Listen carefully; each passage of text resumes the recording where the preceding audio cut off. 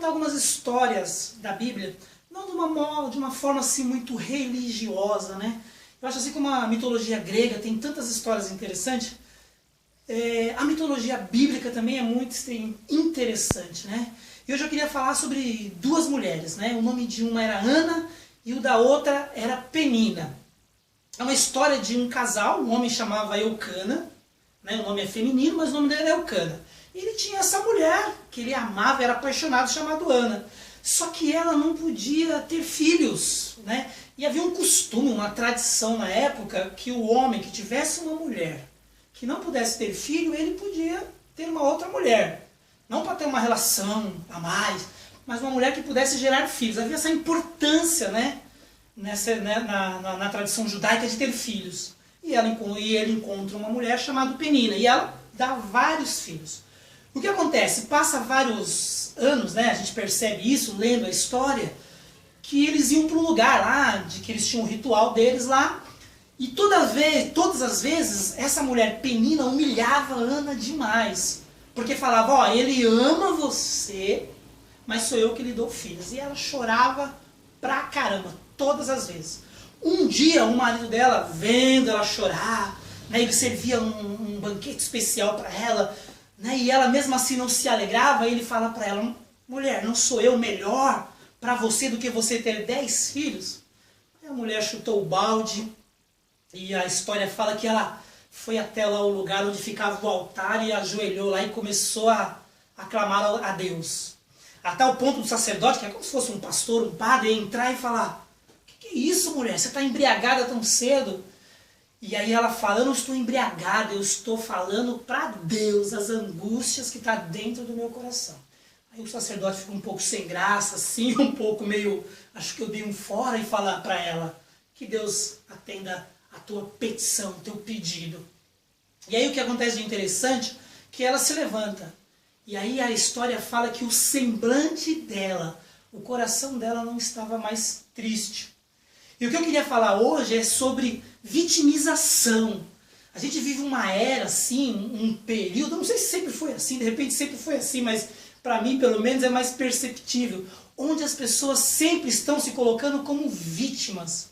Eu nunca encontrei numa história o vilão contando a história. Ó, eu realmente fiz algo errado, eu realmente prejudiquei. Não. É sempre alguém se colocando como vítima de uma história ou de uma situação.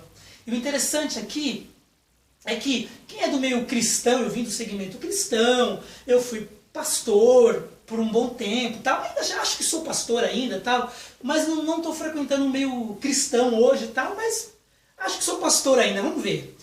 E aí, é muito comum você ouvir essa história de Ana, onde os pastores, por exemplo, eles acabam com a raça de Penina, né, que é a mulher que humilha a Ana, acaba com a dignidade dela. Eu também fui um desses também. Só que um dia eu olhei e falei, calma aí, vou mudar o foco. E eu comecei a perceber que aquela mulher que agredia também sofria. E aí se você perceber, você vai entender uma coisa muito simples. Existem duas pessoas, eu costumo falar que existem duas pessoas. Aquela que tem uma dor, uma frustração, uma ferida, um trauma, que chora, que tem depressão.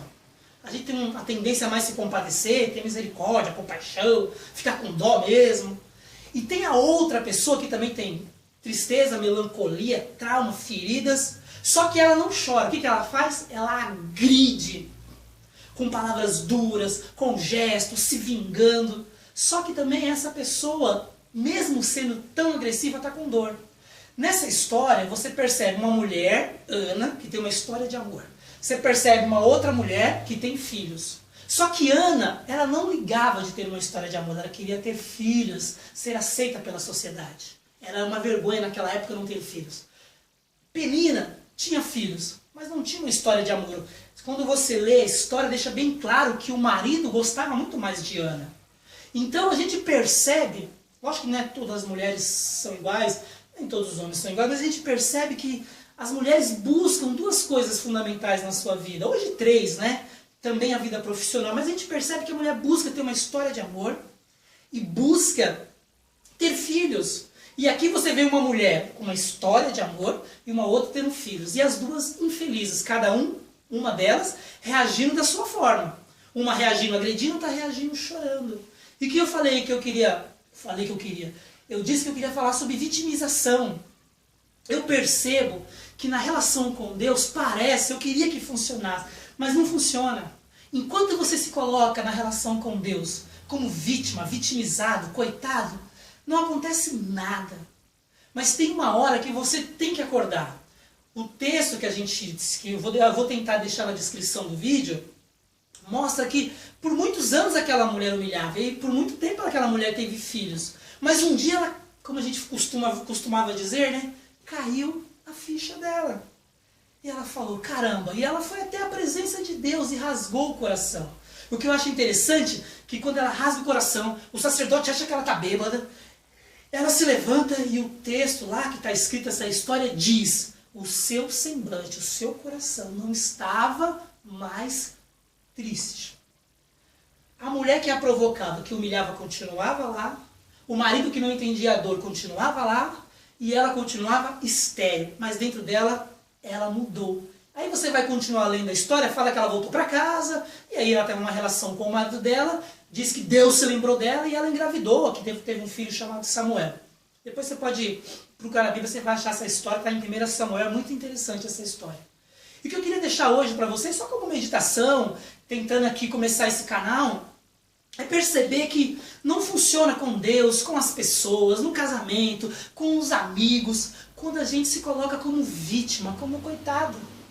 Sempre tem o outro lado da história. Se você já fiz alguns, você não faz nem trabalhos, né? Mas fazer algum serviço em presídios. Você não conversa com o bandido, ele fala, não, todos na maioria falam assim, não, eu estou aqui enganado, eu estou aqui inocentemente. Até tem uma brincadeira entre eles, todos aqui somos inocentes. Então saia do teu estado de vitimização. Não seja mais vítima da sua história. Comece a se levantar. E não é fácil se levantar. Porque Ana abriu o coração dela. O segredo está aí. Ela abriu o coração, rasgou, chorou. Sabe aquele dia que às vezes você está lavando uma louça, você está lavando um carro, você está fazendo alguma coisa, um dia normal. E aí vem a lembrança de uma história do teu passado que te traz dor. E aí você quer esquecer, você quer mudar o pensamento. É o teu inconsciente, é Deus, você chama do que você quiser. Está trazendo o que está aqui dentro de você para fora, de dor. Para que você chore essa dor, para que você grite, para que você reclame. Eu acho que Ana ali falou um monte de palavrão. Deve ter xingado, deve ter falado que adianta acreditar em Deus. E eu estou aqui, estéril, sendo humilhada. E se esse dia acontecer, de você perceber um dia, fazendo alguma atividade, e uma lembrança do passado vir até você, não trave ela, não barre ela. Comece a falar da dor. O chato é que você vai começar a sentir a mesma dor que você sentiu quando você viveu a situação. Por isso que muitas vezes nós bloqueamos, paramos, trocamos de assunto, coçamos os olhos. Mas é o teu inconsciente, é Deus, não sei o que você vai chamar, trazendo essa dor para fora, para que haja cura. Quando você vai no médico, se a tua dor está aqui no braço, ele vai falar, levante o braço, a blusa, perdão, a camisa, para que eu possa mexer na ferida e tratar. As feridas estão aqui dentro. Ana tinha uma ferida. Penina também tinha uma ferida. Diferente. Cada um reagia de um jeito. Eu não sei se você reage como Penina, agredindo, xingando todo mundo. Quando eu vejo alguém muito bruto na rua, eu falo, aí vai uma Penina. Gritando, agredindo, eu falo alguém com dor. Quando eu era criança, passava uma novela na TVS. Quem é mais antigo vai lembrar. Que é hoje o SBT. Chamado Os Ricos Também Choram. E eu sempre falo brincando para as pessoas próximas de mim. Falo, ó, os ricos também choram, os briguentos também choram, aqueles que são duros também choram, todo mundo tem a sua dor. O Silvio Santos também chora, ele, se eu não me engano, é 8 ou 9 filhas mulher, e com uma descendência que ele tem de judeu, ele queria ter um homem ali para assumir. O meu avô paterno teve 8 irmãos, 8 filhos e uma filha. Acho que o Silvio Santos daria tudo para estar no lugar do meu avô. Todo mundo tem uma coisa para chorar. E cada um reage de um jeito, ou como Ana chorando, que é o mais comum, ou como Penina. Eu costumo falar, para encerrar, que existe hoje duas depressões, né? A depressão passiva, que é comum. A pessoa chora, entra no quarto, fica quieta, se isola, se cobre debaixo dos edredons, não quer ver ninguém, não quer tomar banho, não quer comer. E tem a depressão ativa. A pessoa trabalha, acorda cedo, faz 1000 coisas, não para de fazer nenhuma atividade, está fazendo várias atividades. Por quê? Porque ela não quer parar e olhar para a dor dela. Porque se ela parar, aquela dor vem para fora. E muitas vezes você percebe do nada, a pessoa fala, nossa, aquela pessoa parecia tão bem, está em depressão. É que na verdade ela estava tentando, como a gente costuma falar, empurrar com a barriga a sua dor. Independente se você é uma Ana ou uma Penina. Penina agredia com a sua dor, Ana chorava. Entra no altar de Deus, abre o teu coração.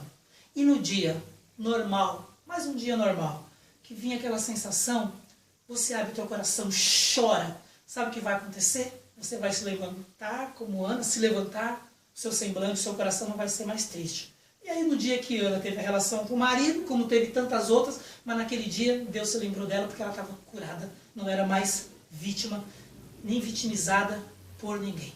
Deus te abençoe.